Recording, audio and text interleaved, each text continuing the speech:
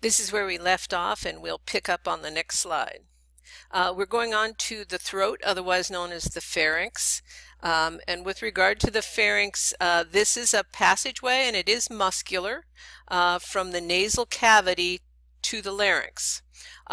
One of the things to remember about the pharynx is that it is divided into three regions based on what it is associated with. So you have the nasopharynx, and so look and try to acclimate yourself in terms of nasopharynx. Just like the name sounds, it's the nose throat. Nasopharynx, the oropharynx, the throat, I guess you might say, mouth throat. And then the laryngeal pharynx, so the most inferior portion of the larynx, where you have the association with the voice box. And please remember that the larynx is the dividing line between the upper and lower respiratory tract. Just arbitrarily, I guess you might say, based on what you hear in clinical areas, plus in your textbook. The oropharynx and laryngeal pharynx are common passageways for air and food. And then what happens is we try not to get food down in the area, so you have that epiglottis that tries to close off the throat.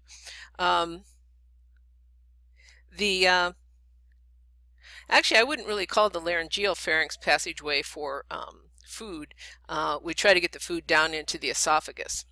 Auditory tubes enter into the nasopharynx. So those tubes that are draining are the connection between your middle ear section drains into the nasopharynx, so where the drainage is, and that's an angular tube. Just FYI, one of the reasons why many times if you have a sore throat, then you have an ear infection. If you have an ear infection, you have a sore throat, because that drainage between the ear and the nasopharynx.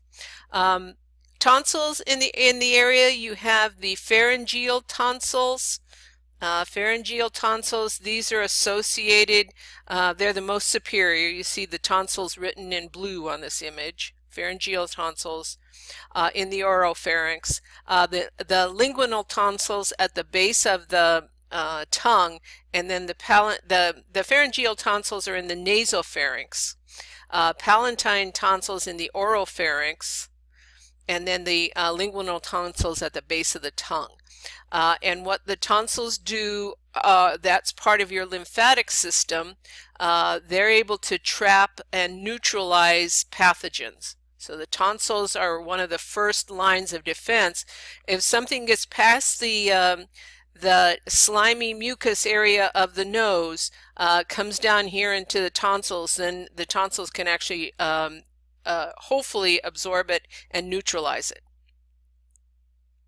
The larynx, which is in layman's terms known as the voice box, routes air and food to the proper channels. That's what I would say about the pharynx. Is the laryngeal pharynx is air and food to the proper channels.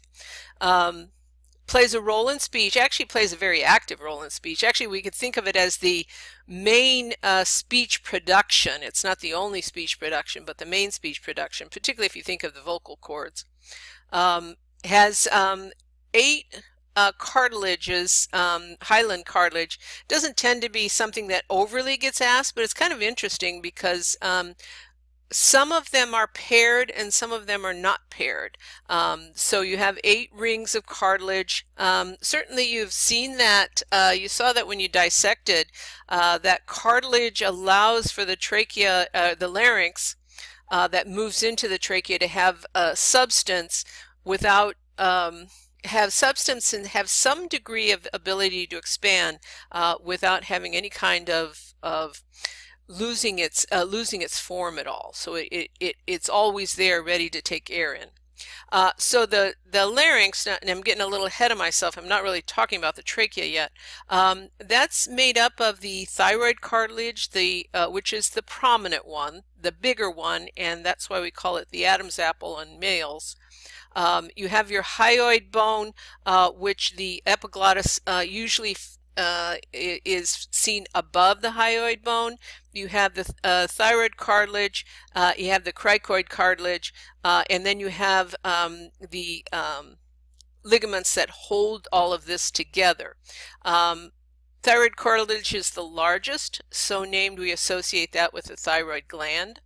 And as I said, epiglottis is a superior opening of the larynx. It actually the glottis is the opening between the vocal cords. So the epiglottis, that's the director of food and air, and the glottis, we associate that with the opening between the vocal cords. You have a great picture in your textbook. I didn't use that picture, but I would invite you to look at that. Particularly, it's kind of hard to put that on a lab practical, but it can be something that can be asked about in a lecture. Trachea, since I got ahead of myself on the last one, the larynx leads into the trachea. We can acclimate ourselves here, see the thyroid cartilage of the larynx, the cricoid, and then those rings of the trachea. One of the things I like about this image is to the right you have the association of the trachea and the esophagus. As a cross section, you can actually see how the design of the two vary greatly. The esophagus is a very muscular organ, whereas the trachea has this cartilaginous ring. That's not a ring, it's a cartilaginous C. And that again allows for some movement in size of that trachea, but not really that much. Trachea leads into the bifurcation. At that bifurcation you have the carna. I don't believe that's listed on here anyway, that word. It's C-A-R-N-A. And it then bifurcates into the left and the right primary bronchus. So the trachea is ciliated, lined with ciliated mucus, and so we can think of that respiratory mucosa, where you have the cilia and the mucus blanket that actually still is beating back any small particles like dust and debris away from the lungs. The lungs themselves, you have two, and the right lung has 3 lobes, left lung has 2 lobes. What you have are 2 views of a right lung here, a lateral view and a medial view. The lungs occupy most of the space in the mediastinum. The mediastinum again are the 2 lungs, the heart, the esophagus, and the trachea, that portion of the thoracic cavity. And the idea behind the lungs is you have this lobe arrangement. Actually, and it probably is more my opinion than something that I've read, is so that if you have any problem with any part of the lungs, that problem meaning an infection or something like that, or a cancer, has a little piece to go past, so it's not a ready connection from one cell to another. One lung is actually heavier than the other. The right's actually heavier than the left, and the lobes are divided by fissures. I guess I should be more scientific with regard to this, but a lot of times I think the body walls something off or sections something off just because it's smart. You don't put all your eggs in one basket. Also, what's showing here is the hilum. This hilum is where the vessels come in. Also, you have a lymphatic vessel that's associated with the lung, because the lung itself, unfortunately, you breathe in air, things are in air, particularly bacteria. They like warm, moist, oxygenated areas to live in, and that's what our lung fields are. The lungs are, I guess, they're cone-shaped. We're at the top of the cone, which would be up by your clavicles. You have your apex, and then the base of the cone sits on the diaphragm. And it's important you kind of get that in your head, that this broad base sits on the diaphragm. The more narrow cone is up near your clavicles, because that broad base is then going to be affected by that diaphragm moving up into the thoracic cavity or away from the thoracic cavity.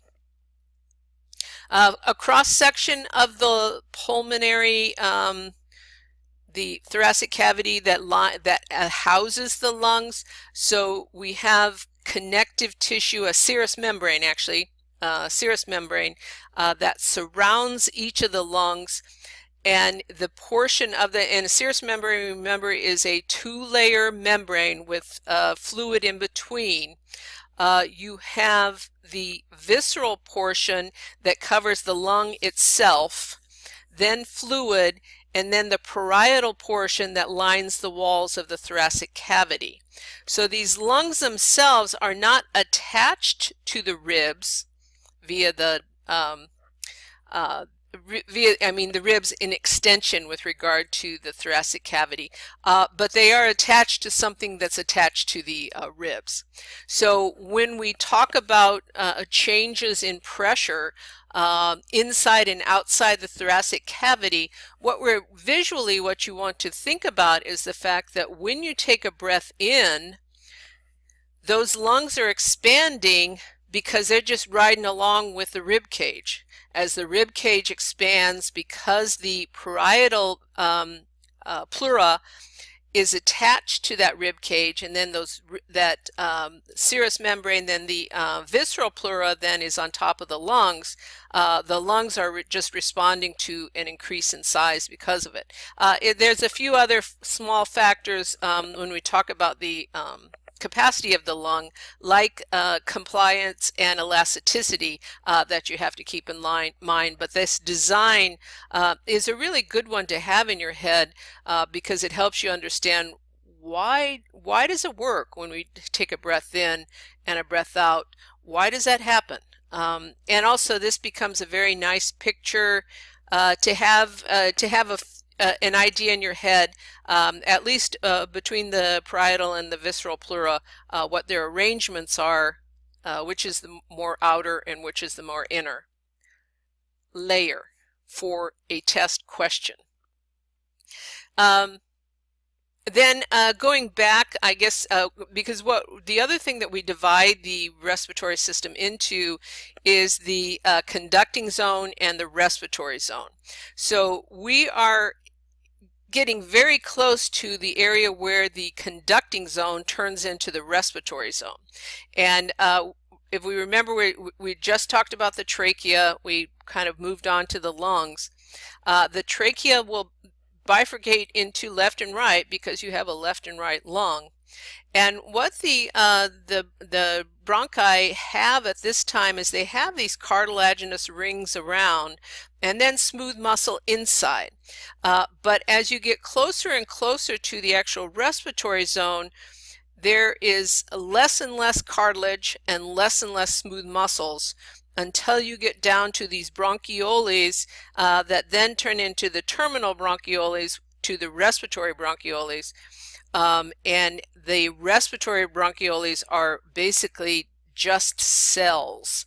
And then you have the alveolar cells, which are a single layer of epithelial cells. The epithelial cells, remember, are tissue that have the ability to secrete or absorb or secrete, and that's what's going on in the alveoli sac.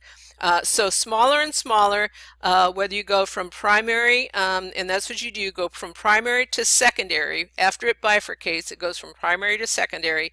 Secondary bifurcates, tertiary, and then bronchioles, terminal, respiratory bronchioles.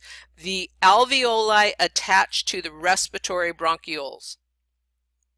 And then you actually have it written here plus an image, and then you put it all together into the lung fields, how they actually inhabit the entire lung fields. So what happens is every single one of the billions of cells of alveoli cells actually have a relationship with these bronchi via the respiratory bronchioles. And we will pick this one up on the next teaching time.